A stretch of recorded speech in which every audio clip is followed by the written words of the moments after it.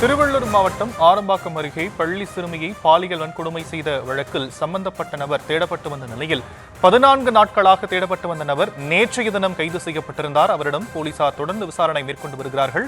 அது குறித்தான அண்மைச்செய்தியை நாம் பார்த்துக் கொண்டிருக்கிறோம். நேற்றைய தினம் அவர் கைது செய்யப்பட்டிருக்கக்கூடிய நிலையில் தற்போது கவரப்பேட்டை காவல் நிலையத்தில் வைத்து விசாரணையானது நடைபெறுவதாக சொல்லப்படும் நிலையில் விவரங்களை முடிய செய்தியாளர் பிரபு வழங்க நாம் கேட்கலாம். பிரபு, 14 நாட்களாக தேடப்பட்டு வந்த நபர் தற்போது கவரப்பேட்டை காவல் நிலையத்தில் வைத்து விசாரணை நடைபெறுவதாக சொல்லப்படுது. 14 மணி நேரம் விசாரணை நடத்தப்படுது. என்னென்ன விஷயங்களாம் இப்போ வரைக்கும் சேகரிக்கப்பட்டிருக்கு? கள விவரங்கள் என்னவாக இருக்குங்க?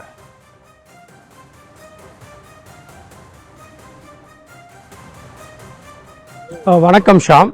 திருவள்ளூர் மாவட்டம் ஆரம்பாக்கம் ரயில் நிலையம் அருகே பள்ளி சிறுமி பாலியல் வன்கொடுமை செய்யப்பட்ட விவகாரத்தில் குற்றவாளியை பிடிக்க வடக்கு மண்டல காவல்துறை தலைவர் அஷ்ராகாக் மேற்பார்வையில் திருவள்ளூர் மாவட்ட காவல் கண்காணிப்பாளர் விவேகானந்தன் சுக்லா தலைமையிலான 20க்கும் மேற்பட்ட தனிப்படையினர் குற்றவாளியை தீவிரமாக தேடி வந்த நிலையில் 14 நாட்களாக அந்த குற்றவாளியை பிடிக்க முடியாமல் போலீசார், அதாவது மாவட்ட காவல்துறையினர் திணறினர்.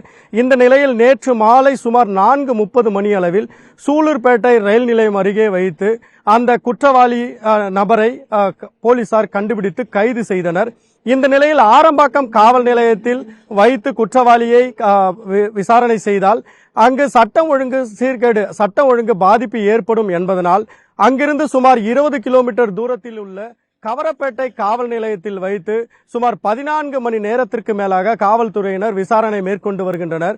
அதாவது அவரின் அங்க அடையாளங்கள், அதாவது கண்காணிப்பு கேமரா பதிவுகளில் காட்டப்பட்டதன் அடிப்படையில் அந்த அங்க அடையாளங்களை வைத்து காவல்துறையினர் தற்பொழுது அந்த நபரை கைது செய்து விசாரணை மேற்கொண்டு வருகின்றனர். அன்று, அதாவது சிறுமி பாலியல் வன்கொடுமை செய்யப்பட்ட 12ஆம் தேதி அணிந்திருந்த அதே உடையை நேற்றும் அந்த நபர் அணிந்திருந்ததால் அதனை வைத்து அந்த காவல்துறையினர் அவரை கைது செய்தனர்.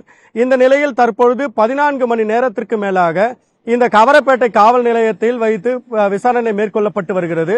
இது வடக்கு மண்டல காவல்துறை ஐஜி அஷ்ராகாக் மேற்பார்வையில் இந்த விசாரணையானது மேற்கொள்ளப்பட்ட நிலையில் இந்த சம்பவ இடத்திற்கு அந்த திருவள்ளூர் மாவட்ட எஸ்பியும் விவேகானந்தன் சுக்லா உள்ளிட்ட 6 டிஎஸ்பிக்கள் கொண்ட குழுவினரும் சேர்ந்து அந்த நபரிடம், அந்த குற்றவாளியிடம் விசாரணை மேற்கொள்ளப்பட்டு வருகிறது. அந்த நபரின் அடையாளங்களை தற்போதைக்கு வெளியிட முடியாது எனவும், அந்த அடையாளங்கள் வெளியிடப்பட்டால் விசாரணை பாதிக்கும் எனவும் கூறி, அதாவது வடக்கு மண்டல தலைவர் அஷ்ராகாக் கூறியதை அடுத்து அவரின் அடையாளங்கள் தற்பொழுது வெளியிடப்படாமல் விசாரணையானது மேற்கொள்ளப்பட்டு வருகிறது.